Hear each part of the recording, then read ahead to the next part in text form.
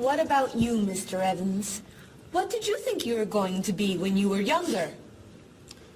If I tell you, will you try not to laugh? Of course. I always thought I would have my own television program to talk about etiquette. I didn't know you were so interested in etiquette. I have always loved etiquette. I think I would have made a great television etiquette teacher. Well, I think you could still do it. It's perfect for you.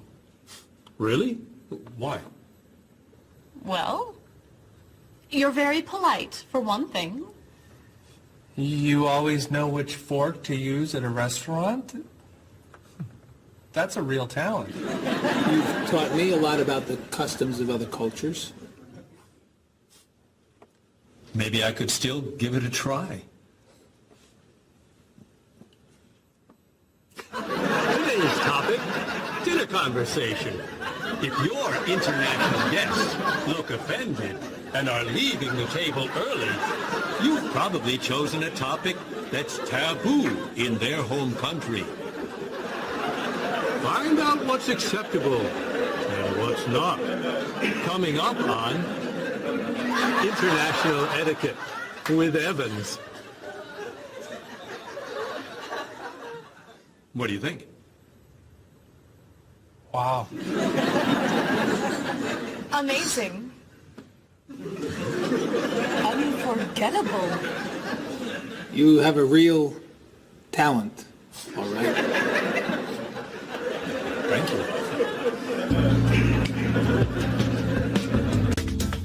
I don't know. I didn't know that planning a wedding would be so hard. Marie, could you give us your opinion on a few things? I'd love to. First, how many people should we invite? Bob wants a small wedding. 20 guests would be nice. I want a large wedding. About 300 people. 300? Yesterday you said 200. I have a lot of relatives who want to come. Then there's the location. I always thought I'd get married in a park or at the beach.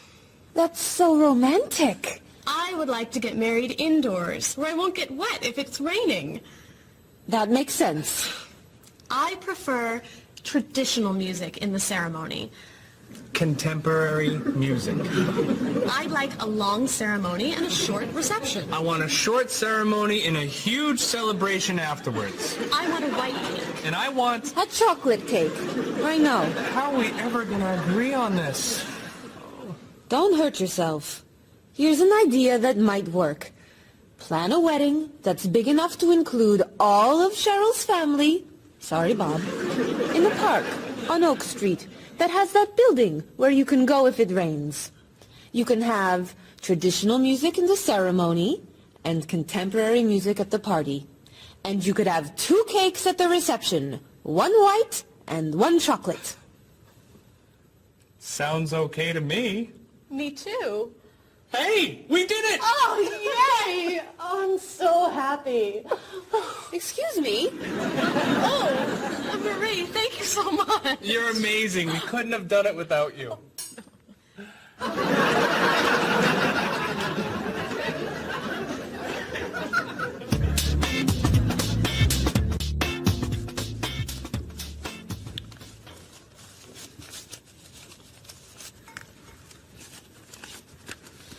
Hi. Lunchtime is over. Are you coming up to the office? I'm too tired to go back to the office. Planning a wedding is hard work. I need a holiday.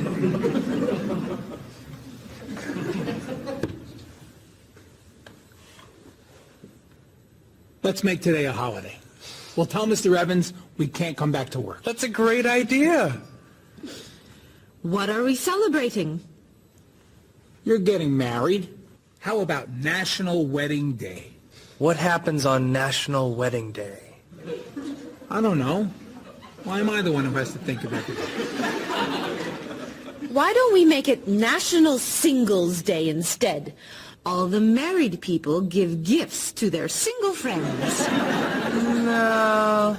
Buying gifts is hard work. I want to enjoy myself on our new holiday. What about a red day? Everybody wears red clothes, and there's dancing in the street that goes on all night. How about National Buy Your Friend Another Cup of Coffee? Nice try. How about National On Time Day? What happens on National On Time Day? You remind one another to come back to work on time. Happy holiday.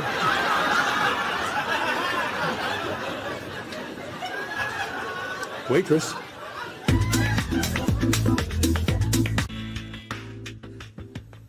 So, Mrs. Beatty, you're looking for an exciting place for your next vacation.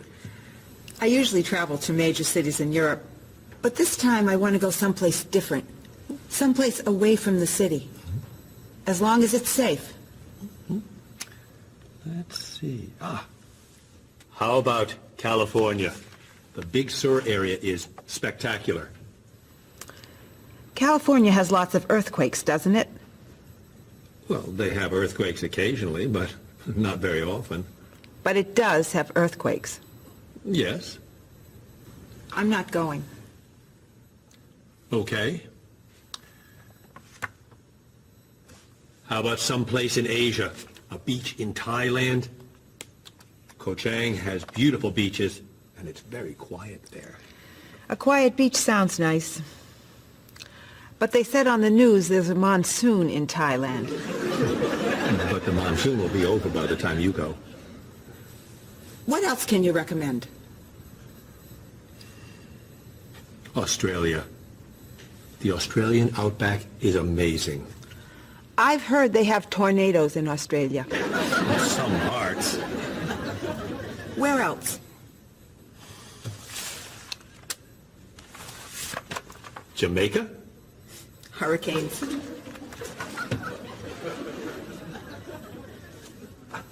South Africa? Floods. Hawaii? Landslide. You know a lot about natural disasters, don't you, Mrs. Beatty? Let's see. What about Finland? Finland? It's wild, beautiful, and very different from other parts of Europe, and nothing bad ever happens in Finland. Finland sounds good. I'll go to Finland. Great. I'll book your tickets.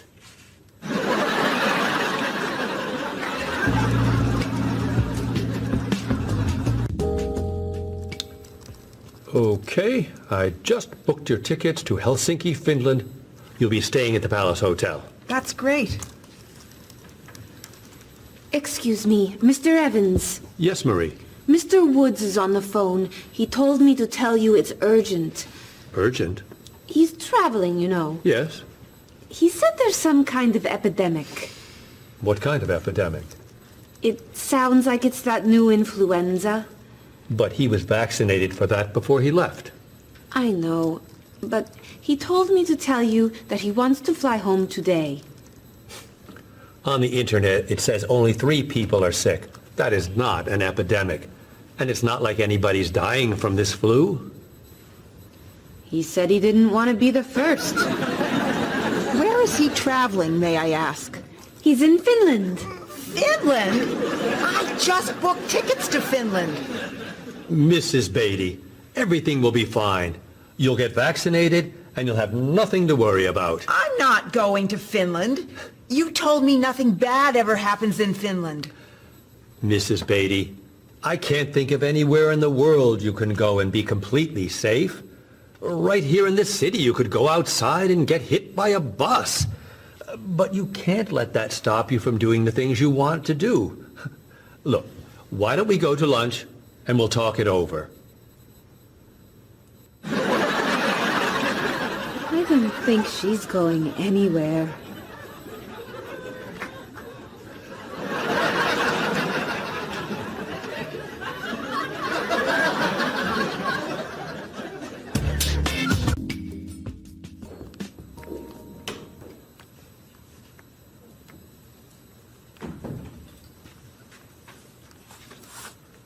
Hello, Bob. Dining alone? Paul and Marie went to get newspapers. Do you mind if I join you? Oh, please, sit down. May I ask what you're reading? A history of the world. The bestseller? I'm very impressed. Reading nonfiction over lunch? I hear that it's a very difficult book. No, it's a pretty easy read. I can't put it down, actually. A real page-turner, huh? Do you think I could borrow it when you're done? Sure. I usually prefer fiction myself. You know, thrillers, mysteries. There's nothing like curling up with a good science fiction novel, is there? You read science fiction, too? Don't tell anyone. Are you learning a lot from your book? Yeah, I think so. So, tell me what you're reading about right now. This part is about Great Britain. Really? Do you mind if I take a look? Cheryl hates when I read comics. Then I can understand why you can't put the book down. You think that I could borrow it then? Well, I'm still reading this one, but I have another one I can loan you. I meant this one. Oh. Help yourself.